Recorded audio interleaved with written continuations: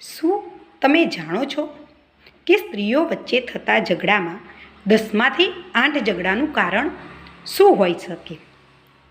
મેં આ વિષય પર એક તારણ કાઢ્યું છે અને એ ઝઘડાનું શું કારણ હોઈ શકે તે પણ મેં તારવ્યું છે.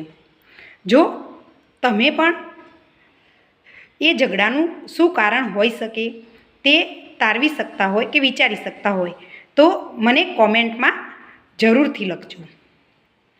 કારણ કે ઘણીવાર એવું થાય છે કે નાનો ઝઘડો નાની જ વાત હોય છે અને મોટું સ્વરૂપ ધારણ કરતી હોય છે. અને આપણે સ્ત્રીઓમાં તો એક કહેવત પડી ગઈ છે કે સ્ત્રી એ સ્ત્રીની દુશ્મન છે. પરંતુ શું સ્ત્રી એ સ્ત્રીની દુશ્મન હોઈ શકે ખરી? ના હોય.